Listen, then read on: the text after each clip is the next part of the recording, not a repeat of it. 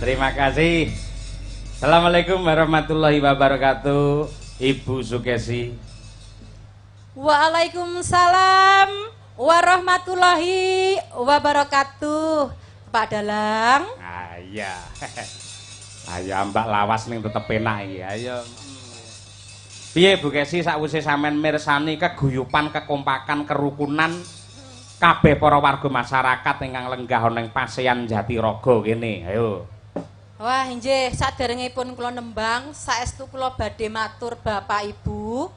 Dalu menika kula sak kanca dados remen bangga bombong panjenengan timbali nglipur wonten mriki Bapak Ibu.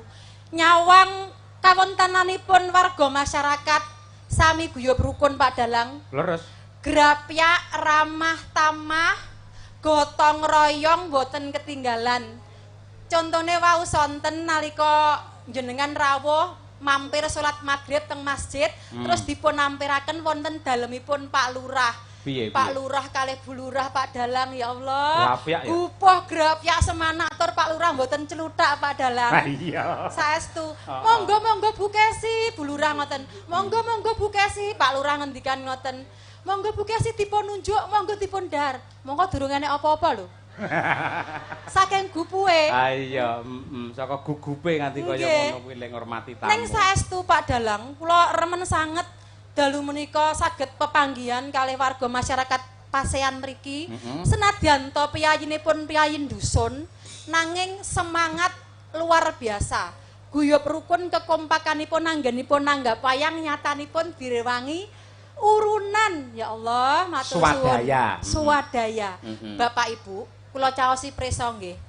Tiang menika menawi ikhlas lahir batin napa malih kersa urunan nanggap wayang niku naminipun sedekah. Nggih napa mboten? Piyai yen kersa sedekah tur ikhlas insyaallah ganjaranipun dipun tambahi rezekinipun kalih Gusti Allah. Amin. Ngoten niku Pak Dalang. Aku wis kaya Ustazah Karisma ya. Wis apik sampeyan malan ya. Wis kaya ning Umi Laila apa ora? Iya. Lah mula didongake gandeng para warga masyarakat Pasean kabeh padha kepareng swadaya nyeng kuyung mergo sing duwe hajat, sing duwe gawe sedekah bumi iki ora mung Pak Lurah, ora mung perangkate, ning kabeh para warga masyarakat. Ya semoga-moga sing kepareng berpartisipasi, bapak-bapak yang dados petani mugi-mugi panenipun saged lancar lan sukses. Allahumma Amin. Ngono kuwi. Para-para ingkang dagang, ingkang bikak warung, buka apa kuwi klontong, mugi-mugi anggenipun dodolan pinaringan laris batine akeh kebak berkah. Ngono. Amin. Ingkang dados pegawai negeri mugi-mugi ndang munggah pangkate, naik gajine. Ingkang dados pengusaha usahane lancar batine ya melimpah ruah. Ngono. Amin. Ingkang dadi tukang tambal ban mugi-mugi akeh ban bledos ngono Bu. Amin. Ayo. Ya iya no, yen mengko sepeda motor utawa mobil utawa ontel iki nek sing bledos ya mengko tambal ban ora entuk sandang pangan. Ayo. Adile ya kudu ngono, sekali-kali ya bledos ning bledos sing tingkat ringan wae ora usah bledos sing mak dhuwur ndak usah alon-alon. Nggih. Mula kabeh wis ditata karo Gusti Allah. Kabeh mesti ana gunane. Aja kok mung tukang tambal ban. Nuwun sewu. Nyamuk kuwi lho enek gunane. Yen renek nyamuk apa baygon iso payu. Lah ngono kuwi lho. Keadilane Gusti Allah nganti kaya ngono kuwi. Ayo. Nyamuk. Eneng meneh. Apa? Kok nganti ora ana wong bakul Apa? kuwi lho sing ning Alfamaret kuwi lho. Heeh, terus? Sotek. Lambemu iso jujuk teko kono ora. Loh, iya no kuwi penting vital banget kok Lah iya, Mula ya kaya ngene agungane Gusti Allah, kaya ngene katresnane pangeran karo kabeh para titahe kabeh, maha welas, maha asih, dasare ora pilih kasih. Lho, ngono kuwi. Nggih, Pak Dalang. Nyapa ora yoga-yoga kok guyu kenapa? Ayo aku mbayangne biasane ning kon tuku aku. Ayo. Do lali lho Pak ning Indomaret sing enek sayape ngono. Loh, nyuwun sewu Pak Dalang, itu adalah wujud kesetiaan dan perhatian seorang suami kepada istri. Oh iya no. Senadyan tok, mungkin kadang-kadang ibu-ibu itu repot neng omah masak, ngopeni anak, didik anak. Delalah kok kepepet, Pak, nyuwun tulung kowe sampean ning Alfamart apa ning toko titip tukokno sayap kae lho, Pak. Nah, iya. Ora apa-apa. Ayo kene lek omong mlipir-mlipir lho. Kita sama. Ono langsung deyes. Nggih. Tuban kuwi kondang ya kuwi Kota Sri Huning Bu Gesi. Karyane Mbah Sukron kae bisa viral jebul diilhami latar belakangi saka Kota Tuban. Nah, tegese kene uga iso diarani Kota Sinden. Si Diajeng Candramulya larise kliwat ukur kaya asline ya bocah kerek Tuban. Iki duwe generasi cah cilik iki si Ayu iki ya calone ya menjadi sinden hebat iki ya kok Tuban. Nah ngono kuwi. Pak Dalang. Mau mongko aku wis matur lamun to sing jenenge agama karo budaya iki ora bisa pisah. Buktine kaya Pak Inggi kaya Pak Lurah kuwi kabeh dirangkul acara dalam rangka sedekah bumi, parade hadroh ya ditindakake ya didukung. Sing jenenge orkesan ya didukung, wayangan ya disengkuyung kaya ngono kuwi. Nggih, leres Pak Dalang. Heeh. Lan wawi bibu sonten ingkang pikantuk amplop hadroh wau. Mbok jane kersa ditampilke wonten mriki. Mbok kula pengen ngertos pripun kiprahipun hadroh wonten pasean mriki. Gayeng. Sing pentinge ora malah ibu-ibu kuwi. Ning malah Pak Lurah. Ayo, Pak Inggi. Panjenengane kepala desa yang baru. Nembe dipun lantik tanggal 27 Desember. Nah, mula men memberi klarifikasi kepada warga masyarakat bahwa beliau itu bukan kades yang fanatik. Lha kuwi. Nek ngaturi munggah engko bar sampean nembang Sri Huning dhisik. Nggih, Pak Dalang. Pak Lurah gen siap-siap ngono. Siap-siap Pak Lurah. Mbok menawi kersa kalih kula duet mriki Pak Lurah.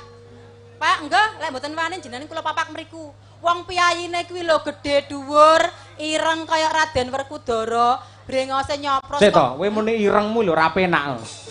Lurahannya terus ireng. Kenyataanipun nggih ireng ning ireng manis ngoten lho, Pak. Nggih. Ngoten. Masa jireh karo sinden, Pak, kula mboten galak. Wau kalih Pak Ketua Panitia kula pun diparingi nami enggal. Apa? Ibu Niken Sukesi. Iya. Makasih. Mula jogetmu kudu ngebar lho engko ora. Ayo. Mboten saged. Ayo, Monggo Pak Inggi, ayo Pak Mat mriki sekedap mawon, Pak. Ayo. Men wargane seneng, men para warga masyarakat marem lega atine. Ya. Monggo Pak Inggi, dedek, dedek. Slindre sanga neneng. Monggo, Pak. Janara gunung ukuran darapino mula ukuran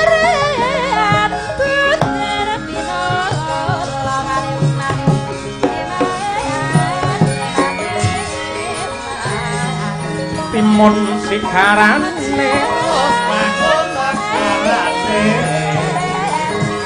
monggo Pak Inggi. Rangu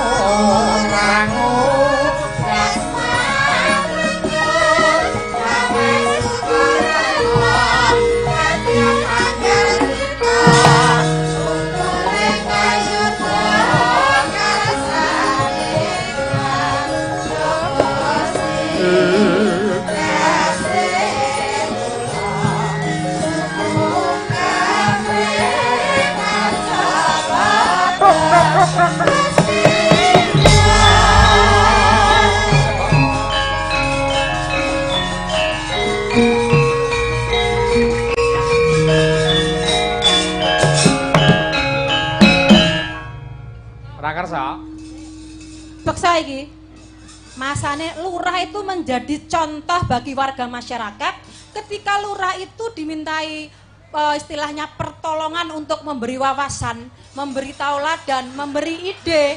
Lurah kudu gelem. Nek Bu Kesi. Pokoke kudu tak parani masane. Hati-hati Pak Lurah, engko cedhak karo sinden bengkok entek lho, Pak. Nyuwun sewu Bapak-bapak.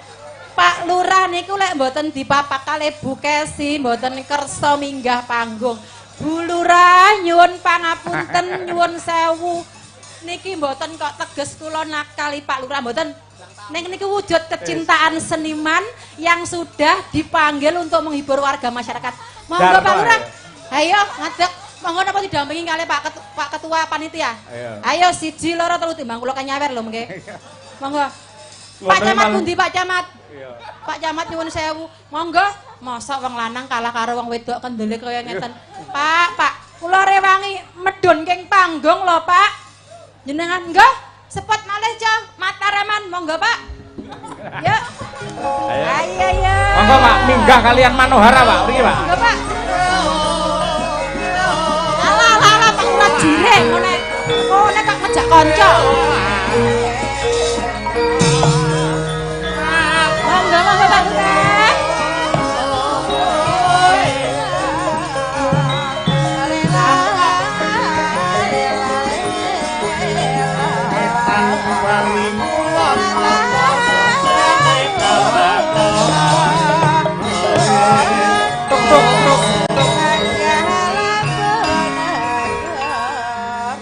Supados Pak Inggi semangat, para penonton nyuwun tepuk tangan untuk Pak Lurah lho, hebat lho. Ya Allah, lah biaguse kaya ngeten lho Pak. Gagah, gede dhuwur, ireng manis, kados Raden Werkudara. Lagune ngeten niku. Ayo. Raden Harya Werkudara. Mangsuli Pak Lurah, astagfirullahaladzim. Lagi iki enek lurah diperkosa sinden iki. Loh, harus Pak Dalang. Sekarang itu Pak Lurah itu adalah tokoh publik yang beliau harus tampil di depan warga masyarakat untuk menyampaikan visi misi, aspirasi, ide-ide supaya warga masyarakat ini dadi semangat nyambut gawe guyub rukun. Nggih napa mboten Pak Lurah? Nggih niki cedhake mike ya Allah. Mike ampun teng isor mangke malah bedhe kalih musuhe. Ayo. Nggih, monggo Pak Lurah. Monggo Pak, paling seru Pak, nggih.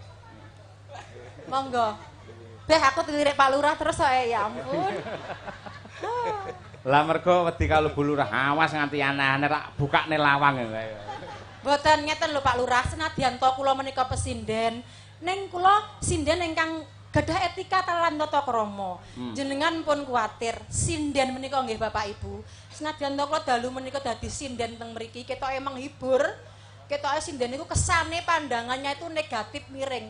Ning sejatosipun pesinden menika mempunyai napa nggih cilai jasa yang besar. Labuhe gede tumrap perkembangan agami Islam ing tanah Jawi. Presa mboten jenengan Pak Lurah? Yen presa pripun? Jasane sinden napa cobi? Ayo. Cobi jenengan jasane sinden yang mripat marai Padang. Penyemangat. Oh, penyemangat nggih. Salah satu di antara nek lek wonten anu Pak, wonten mitos utawa wonten sejarah berdirinya Masjid Demak Bintoro. Menika lak mendhet kayu jati dari Bluro to Pak. Lah mongko lalu lintas pada saat itu menggunakan ya kuwi sungai. Tegese kayu dicemplungke banjur manut iline toya kala wau kentir dumugi ing Demak. Ngono Bu Kesi ya? Leres, dadi jaman semanten menika nalika badhe adeking Masjid Demak kan kayu ingkang dipun dados saka gurune Masjid Demak nika kan saking Randu Blatung Bluro. Menika jaman semanten dereng enten transportasi darat, bus truk dereng enten, sepur dereng enten. Niku dikelekke lewat Kali Bengawan Solo. Lah mongko kayu niku wau gelem mili yen ditembangke kalih nggih kentir. Gelem kentir yen ditembangke karo gendinge sinden ya kuwi lagu ilir-ilir. Nah, mungkin kula tembangke Pak Lurah. Ngoten dados sinden niku saged ngenteraken kayu akhiripun dumugi wonten ing Masjid Demak lan dugi sakmenika dados tunggak sejarah perkembangan agami Islam wonten ing tanah Jawi. Menika ngoten Pak Dalang. Heeh, ora mung kayu jati sing iso kentir. Lek Pak Lurah hati-hati Inggi Lurah bareng iso kentir lho kali sinden Pak. Hati-hati lho Pak niku. Nggih. Niku. Nggih. Pak Lurah monggo ngendikan. Napa ngoten lho Pak? Tegesipun lak wonten swanten ku yen sing dadi lurah ki Pak Mat iki aja-aja ora wayangan, aja-aja ora apa kuwi jenenge anake sedekah bumi. Kinten-kinten pamanggen jenengan sedekah bumi wayangan ngeten iki bertantangan kalih agami napa mboten? Lah iki meni pas nyuwun sewu. semenjak kula pada waktu silaturahmi wonten warga nggih, Presiden. Salah satu warga tanya begini, saya ini Pak Ahmad jadi kepala desa. Katanya yang ada dihilangkan. Tapi saya ya Masya Allah, itu kan istilah tinggalnya wali Allah Sunan Kalijogo. Dakwahipun yang niku liwat pewayangan. Wedal semonten Sunan Kalijogo pados jamaah dijak ijazah salat berjuang wonten tanah Jawi niku kirang berhasil. Lah, kebetulan itu punya kegiatan hiburan yang nama pewayangan. Piyambakipun berjuang wonten agamisan siar agamisan wonten tanah Jawa berhasil pun lewat pewayangan. Nggih. Niku sak ngertos kula. Duka leres duka mboten termasuk tinggalipun waliullah nggih Sunan Kalijogo. Makanipun kula wonten salah satu warga mengatakan itu saya nggih Masya Allah nebah dodo Pak. Soalnya itu kan gini. Saya itu dulu dari pesantren dikira fanatik. Padahal kemarin ada salah satu pemuda, Pak Egi tolong saya akan menghibur masyarakat, menghibur bagaimana lewat orkesan. Monggo, sementing aman, tentang tidak ada hal apa-apa. Alhamdulillah orkesan ya aman. Kedua, untuk ibu-ibu grup Yasin, Jamaah Yasin Tahlil, dan untuk anak Ibnu ingin mengadakan parade hadrah. Itu saya monggo kalau demi kebaikan desa kita tidak masalah, monggo silahkan. Nggih, ngoten niku Pak Dalang. Nggih. Sesaged kula sampeyan pun jelas iki pun termasuk visi misi kula Bu Sinden. Nggih. Luar biasa Pak. Nggih tegese jenengan lengkap. Ingkang dipun dukung mboten namung piyai sepuh sing seneng wayang, mboten namung nom-noman, nyatanipun para pemuda nggih dipun paringi hiburan wujudipun dangdutan, ibu-ibu dipun paringi ajang wujudipun hadroh. Niku sangat luar biasa. Tegesipun intisarinya Pak Lurah, Pak Inggi tetap mendukung adanya sedekah bumi dan juga wayangan di Pasean nggih. Iya, siap. Pertanyaannya tahun depan tetap wayangan toh, Pak? Tetap. Nggih. Dalange sapa? Insya Allah cahaya kun tadi malih. Amin ya robbal alamin. Jeneksen jagat saisine tok tok tok tok.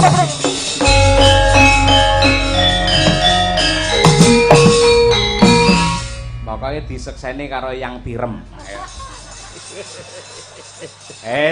Mancing lurah gampang. Tahun ngarep kok ora wayangan Cahya Kuntadi. Ditenono ngarepe Pak Lurah. Malam Jumat Kliwon nenek celorot ijo dawa. Berarti wong mikul pring niku, Pak. Tapi kan saya bilang insya Allah. Insya Allah nggih leret. Ben positif niki dalu niki jenengan kula panjeri kangge tahun ngarep, Pak. Malah panjer iki. Saya ngersakaken ilir-ilir riye nomoripun. Tembang karya para waliullah. Nggih. Ning jenengan pinarak mriku riyin. Nggih. Nggih. Mangke bar ilir-ilir jenengan saged mandhap melih Pak Lurah. Ngoten. Aku ya linggo, Pak. Ya. Ilir ilir tandure wis sumilir kang ijo raya tak senggol manten anyar.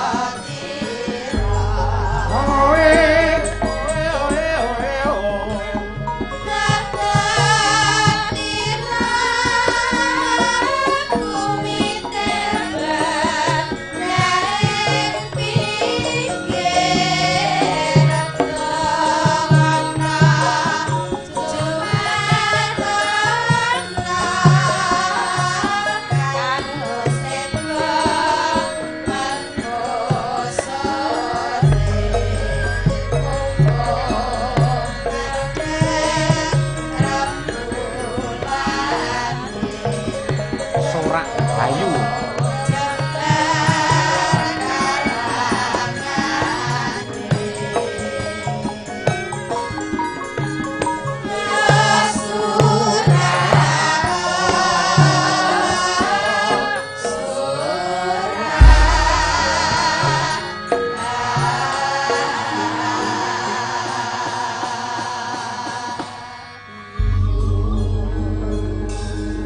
Niku Pak Lurah ilir-ilir nggih.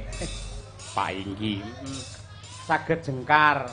Ning biasanipun kepala desa teng wilayah napa Bojonegoro, Tuban sanes-sanese niku mandhap king panggung wonten biasane ninggali sinden biasane. Nek teng mriki mboten biasa nggih mboten napa-napa nggih. Malah nggih bantu warga masyarakat wingi lek enten sing kobongan daleme to niku mawon mboten sah repot-repot nggih. Siap nggih. Nggih. Nggih. Matur nuwun. Sajaya ajeng enten sing nyawer Pak Dalang menika Bapak ingkang ajeng kaca tinggal. Jenengan ketoke nggih ajeng nyawer to Pak kalih sinden. Pak Inggi badhe menapa Pak Inggi? Mboten sarepot-repot lho. Kangge warga mawon. Njenengan pun maringi kathah kalian sinden-sinden niku lho. Lah Pak mboten usah Pak. Pun mboten usah matur nuwun. Nggih, matur suwun Pak Lurah nggih. Bukan uangnya, namun ini tondo tresnane Pak Inggi karo seniman. Tepuk tangan untuk Pak Kades, luar biasa iki. Nuwun Pak Kades, mugi-mugi tansah amanah lan berkah, gemah ripah lojinawi untuk pasean yang tercinta. Amin. Gobios Pak Lurah, keringete gobios. Wah, gedek-gedek lho Pak, medun keng panggung ngeten iki. Jantungnya harus cepot ya. Ayo, ngati-ati musuh lurah iki. Lah ora waspada iso distempel bathukmu kowe. Boten, Pak Lurah sae. Nggih. Sri Huning Bukesi. Ngaturaken Sri Huning Mustika Tuban. Yo. Neno. Kang su Lestieng warani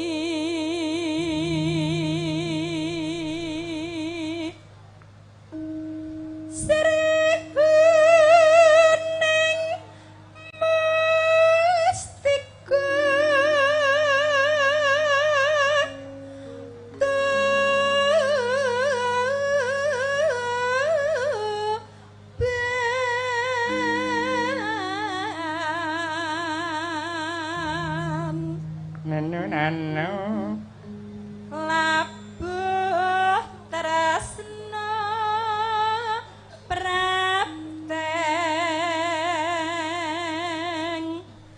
layon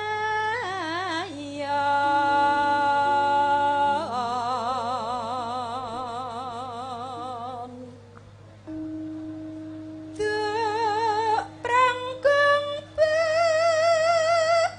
bejone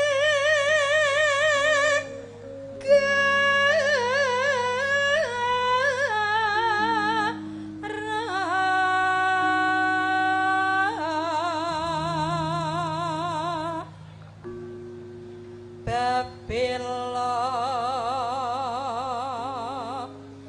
Wiratmaya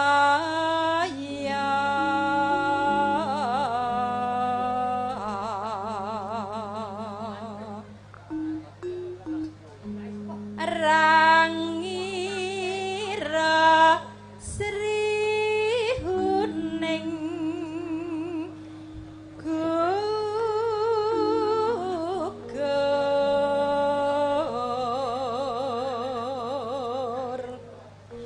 mongko mesti kaning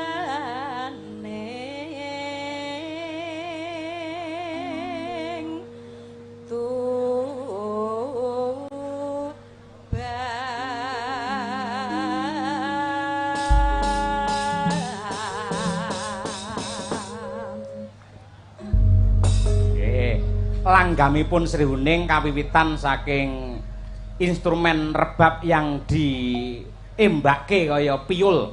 Ayo, kangen karo rebabane Mas Edi. Ayo. Piyai le gendruk kaya ngono. Ayo. Ya Mas, reba kaya apa? Nggih tombo kesel. Ya.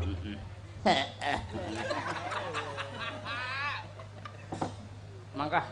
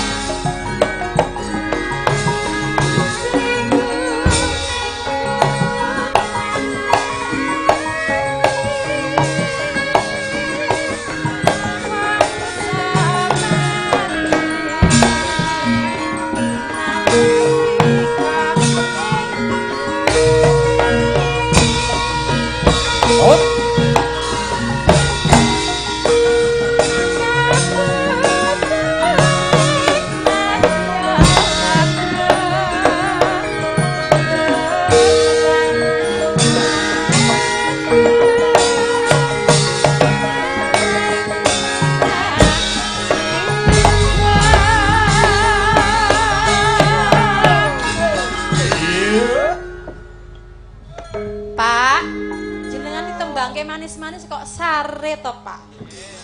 Monggo mriki mbeksa tayub kalih kula. Kersa mboten? Wong kowe iki Pak, kowe iki meresapi kok sare piye to? Ngono iki karo mbayangke nikmati kaya ngene kok ngono kok. Iya. Ya, Bu. Katresnane wirat waya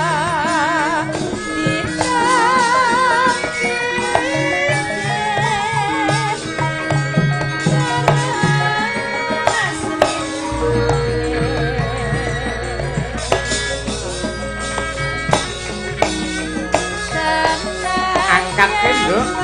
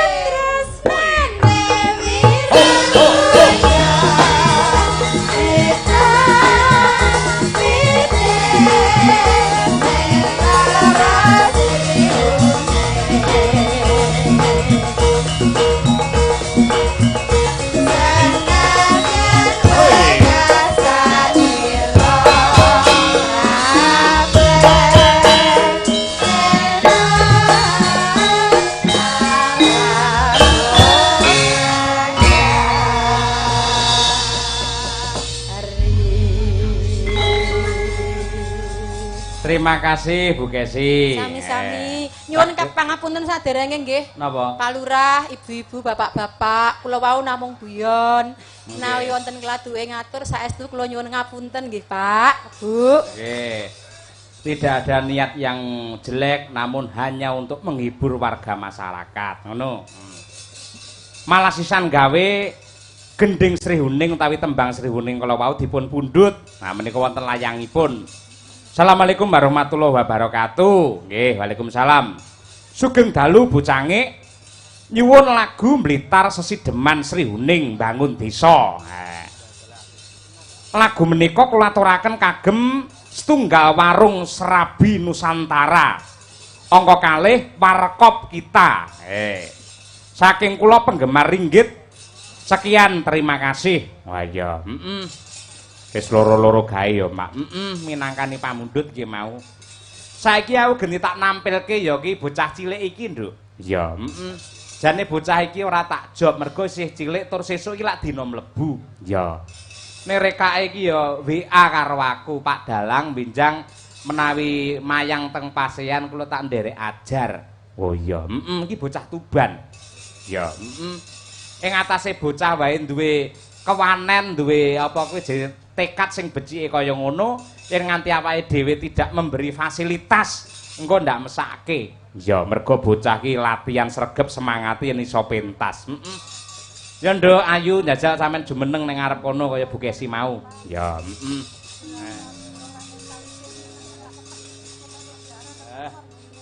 Cah Tuban. Tuban iki genah jos. Jenenge Wali Songo mligine Njeng Sunan Kalijaga ki ya saka Tuban. Ya, Pahlawan Sri Huning ya Tuban. Biyen nalika tentara Tartar di bawah komando Kaisar Kubilai Khan ninggalke tanah Jawa nalika semana kuwi ya lungane ya saka Tuban kene. Ha ya kalahe karo tuwak Tuban biyen. Ngono kuwi.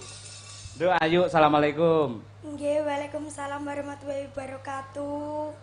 Sampean watuk to? Nggih, pilek. Pilek. Nggih. Pilek kok nyinden nyapa lho. Mbok ning omah bubuk ngono lho. Ngopo kok pilek kok pengen nyinden? Nggih. Lah yo nggih apa kok nggih tok iki lho. Sebabe apa? Pengen piye? Pengene piye? Nggih, pengen dari ajar, Pak. Hah? Pengen dari ajar. Sampeyan saben ana wayang nek dalang mesti sampeyan WA pengen dari ajar ngono kuwi an. Nggih. Ngono kuwi. Sampeyan berarti niate lek ajar iki padha karo latihan iki padha karo sinau. Dadi upamane karo Pak Dalang ora disangoni karo Pak Enggi ra sangoni ra masalah ya. Nggih. Nggih. Nggihmu karo menteleng. Kula ikhlas lahir batin, Pak. Iya, syukur ngono kuwi. Sing penting golek jenang sik yen wis entuk apa golek jeneng sik yen entuk jenange bakale mara dhewe ngono. Golek prestasi, golek kepinteran sik. Kuwi sampe pinter kaya Bu Kesi wis to. Wong nanggap teko dhewe. Nama lengkap sapa? Nami kula Najwa Ayu Nur Khalifah. Najwa Ayu Nur Handayani. Khalifah. Khalifah, oh iya. Daleme ngendi daleme? Kerek Tuban, Jawa Timur. Kerek Tuban. Tanggane Mbak Diajeng. Nggih. Oh iya, kelas pinten? 3 SD. 3 SD. Ing atase 3 SD kaya munggah panggung rekae ngangge kotang barang iki nyapa. Masih kelas 3 lho. Ayo macak yo bareng karo sinden. Mau karo panitia mongko gawan kula 6. Niki sindene pinten dhek nyaut 7 kaya. Sampeyan saiki pengen nembang apa jajal pamerno ning pasean kene. Ayo, pengen nembang apa? Bebas sing kira-kira sampean apal, sampean seneng. Ayo. Apa? Kedanan. Apa? Kedanan. Sik 3 SD wis kedanan sampean. Ayo wis ben. Ora apa-apa ning ya sekedar lagu ya, Nduk ya. Coba kaya apa? Kuwi larase apa kuwi? Pel apa slendro? Niku slendro. Slendro. Ya wis coba aturno. Muga-muga apik. Tak dongakne sok dadi sinden sing hebat ya. Amin. Dadi mampu membawa Tuban menjadi hebat. Wah lho, sinden ayu kuwi viral mergo kuwi bocah Tuban ngono kuwi. Ya, enek bawane. Nggih bawa napa langsung lagu? Langsung. Langsung lagu. Nggih. Oh iya. Matur etikane karo Kang Mas pengrawit iki. Kula nyuwun dipun tabuhi kedanan ngono ya. Etikane ngono kuduan. Ayo, ndak. Sawara. Para kadang-kadang pengrawit ngono ya. Kula nyuwun dipun tabuhi kedanan. Ihi ngono ya. Ayo, ndang. Ayo lek ora ngono ora tau nekne kok. Ayo, ndang. Oke. Para kadang-kadang pengrawit. Para kadang-kadang prengak. Kuwi pengrawit kudu pengarit ya. Ilate mbulet, Pak. Ayo, ngulalon-alon para kadang-kadang pengrawit. Para kadang-kadang pengrawit. Kula nyuwun tulung. Kula nyuwun tulung. Dipun iringi lagu kedanan. Ihi ngono ta. Malah dadi benggengek, Pak. Ya Allah, astagfirullah. Kowe ngerti kaya ngono barang. Kuwi mboke piye kuwi mboke kuwi? Ya wis sekedar ngerti ra apa-apa. Wah iki ing atase kelas 3 e omongane wis kaya ngono. SMP kira-kira piye, Nduk? Meteng iki. Aja ora. Yo kedanan coba kaya apa yuk. Ayo sing apik, sing semangat, aja isin, aja pekewuh. Yo, monggo, tetangos.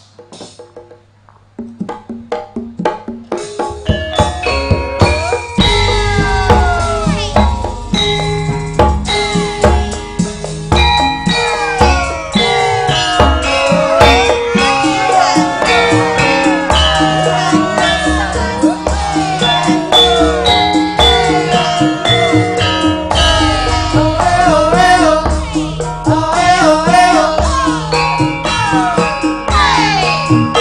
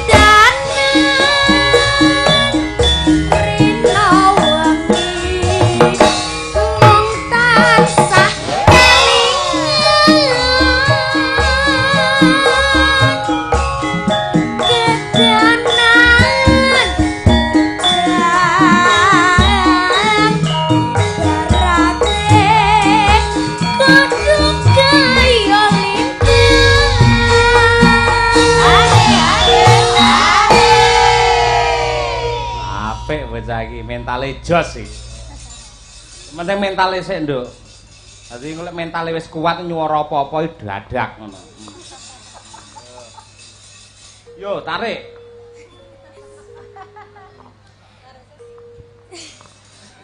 Ngapa yuk? Sis ibu kula, Bu. Apa? Apa, Nduk? Narsis. Oh iya. Yo. Tak rewangi pati.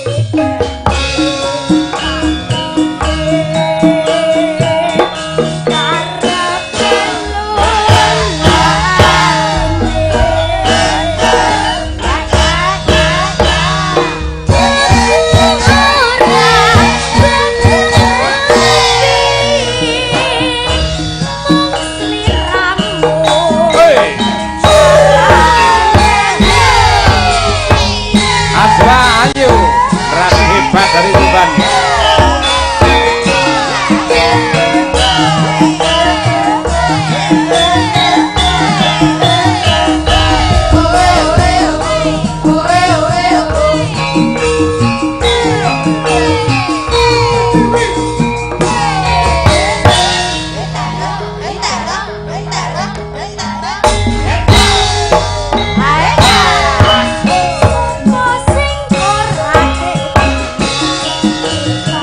Waduh.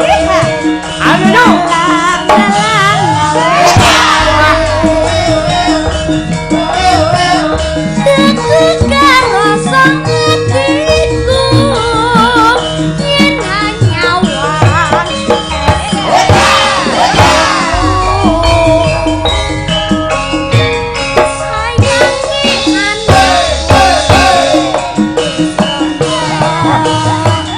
turun ke bawah. Kayak mentok juga.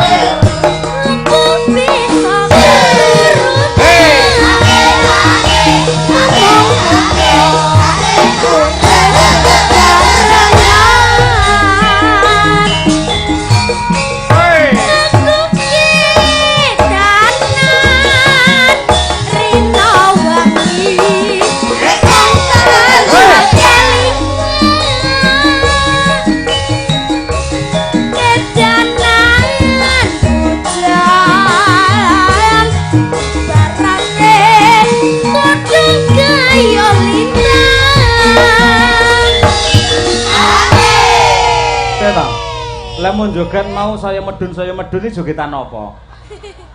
Kayak mentok dobel mau lho, apa kuwi? Mentok dobel. Kuwi lho sing saya mendak piye menjajal mau. Ayo. Kowe iki ngomong karo aku. Sampai bawah, Pak. Oh, sampai bawah. Jajal Pak. Aku garingan pengen roh sampai bawah. Ayo. Tak sepakne 200. Ayo. Ayo sampai bawah. Ayo.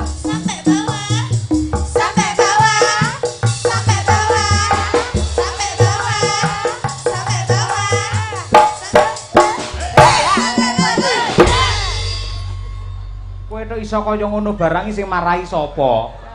Nggih, belajar lho, Pak. Belajar. Oh alah, Nduk ya iso sampai bawah. Megal-megal mongko si SD rung dibokong lho iki ora. Iya. Nek semangat. Nelo. Tutukno neh, ora apa-apa. Ayo. Tak rewangi pati.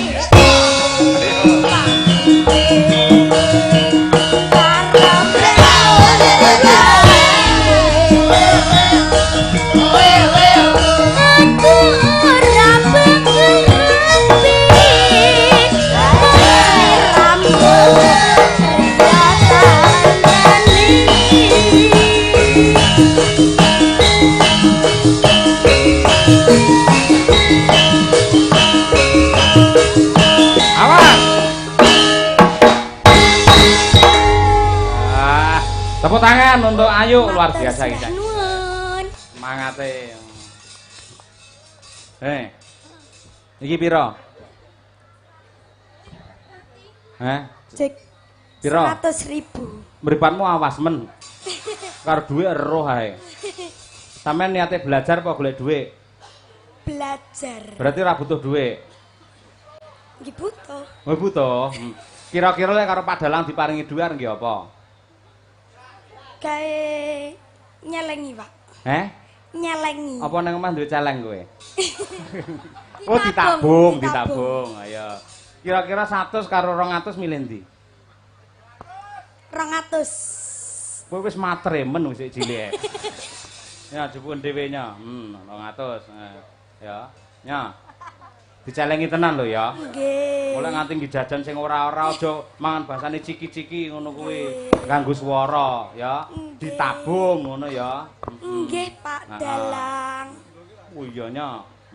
Kudu bermanfaat duite ya. Nggih. Lah nganti bermanfaat apa nggih tuku dolanan sing rena-rena. Woh. Tak seneni kowe engko. Nya. Ditabung tenan lho ya.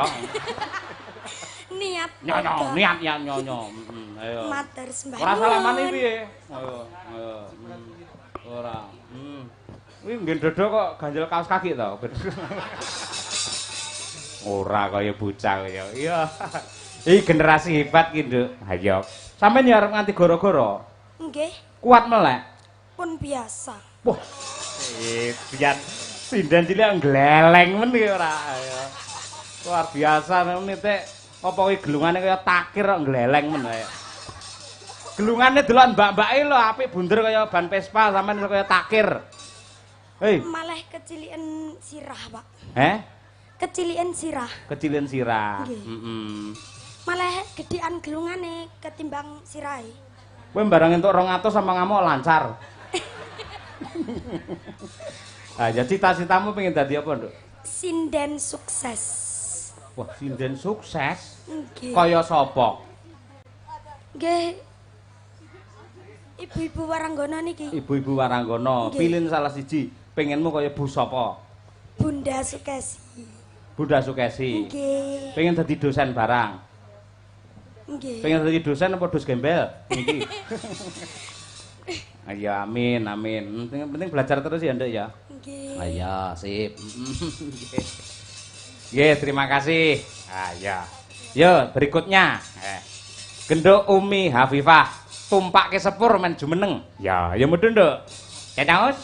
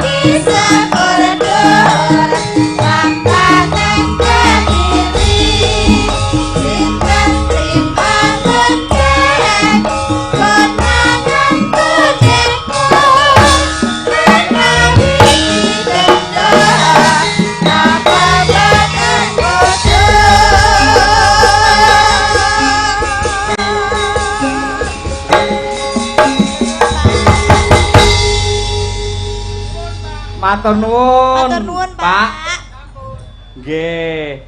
Matur nuwun, mugi-mugi dados amal jariah. Mengke melih. Nggih. Umi Hafifah. Mangke menawi Umi nembang mangke saged joget melih, Pak. Ya. Nduk Umi. Dalem, Pak Dalam. Alhamdulillah wis sak perawan saiki. Nggih. Awakmu saya ndadi, wajahmu saya cantik. Terus saiki mulai melebarkan sayap wis dadi bintang tamu nang endi-endi. Ayo. Amin. Bapak mung kari nyawang ngibarate mbiyen ki sampean ki manuk tak juju tak openi, saiki wis duwe sayap mabura sing dhuwur. Nggih, Pak, pangestunipun. Ngono kuwi. Sing apik pancen ngono kuwi. Sadurunge ngaturi pamundhute Pak Inggi sing ngersake ki mau Satu rasa cinta. Wah, ya apa iki? Kon iki. Iki ana sing ngersake mau sing nyawer sampeyan ngersane apa caping gunung? Nggih, Pak. Napa, Pak? Napa wau, Pak? Oh, 10.8 nggih mangke lek ngoten. Lah iki ana pamundhut iki sesideman, Nduk. Ayo, iki pamundhut meneh. Nggih. Ya diaturke coba kaya apa. Ugi kula aturaken dumateng para sutresna ingkang kepareng monitor lumantar streaming Kuntadi Channel sugeng mirsani. Ya, Ya, Nduk, coba nggih tangga kangen.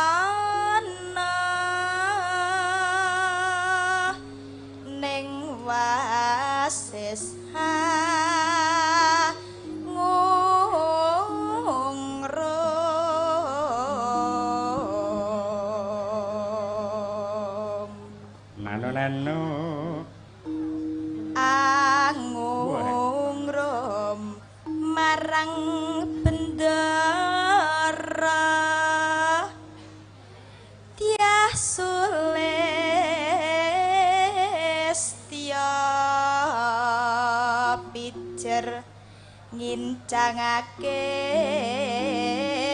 halis Masuk. Terus no sesideman.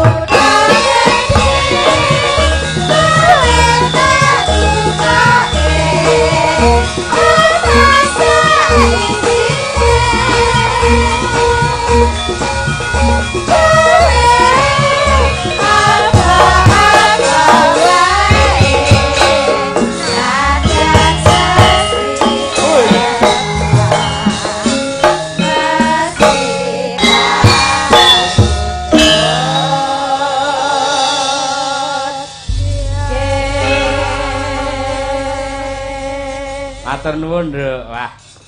Saya dewasa. Karaktere Umi pancen kaya ngono kuwi yen kon gradakan kasaran ngono ya ora iso. Ya semu mega-mega sithik-sithik ngono kuwi wae. Ya.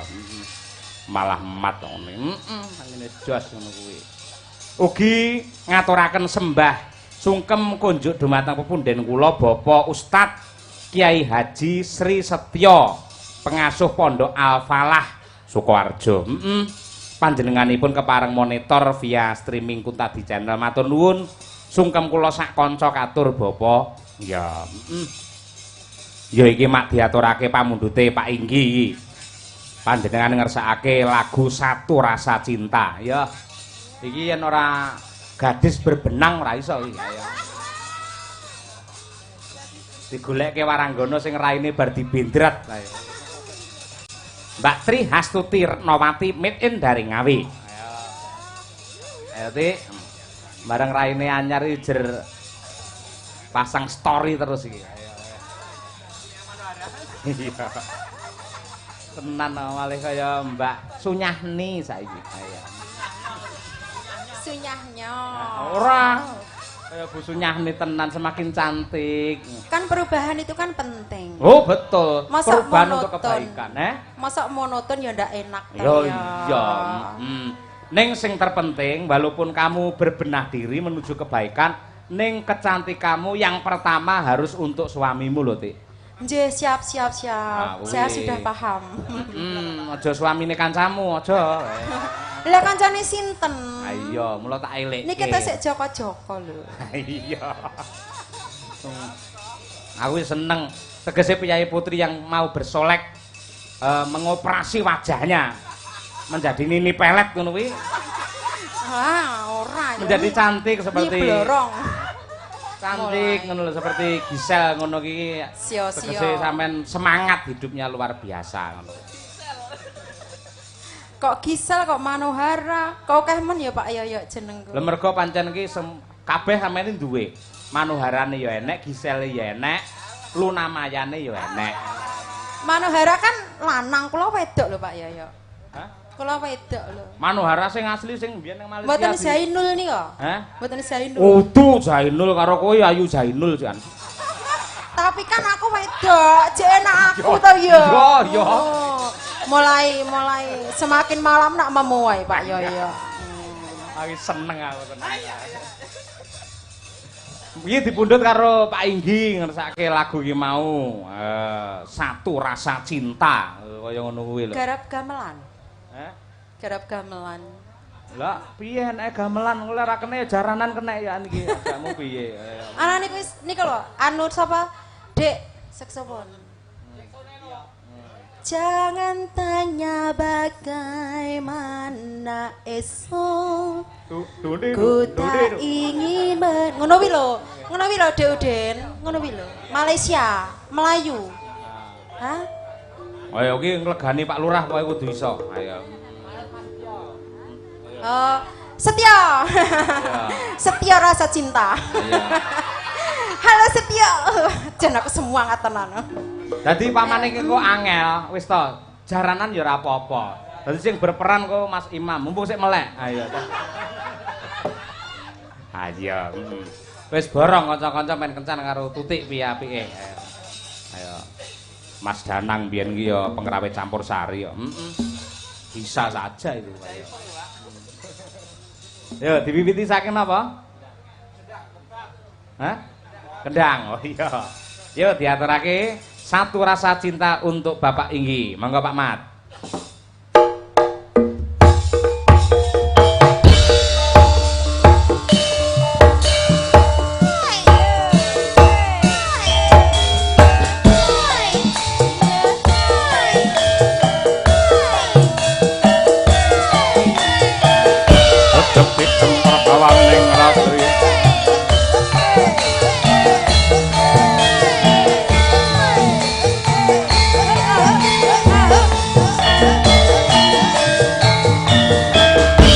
Karo liwat terus ya. Jangan tanya bagaimana esok. Ku tak ingin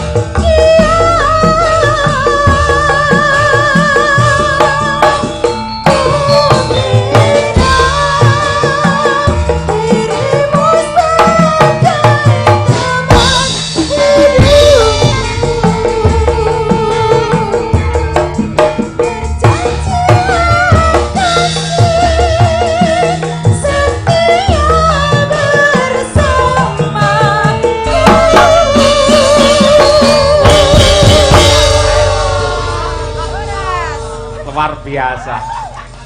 Dhuwur banget. Ayo. Apik tanpa latihan ngene ae lek nek garapan.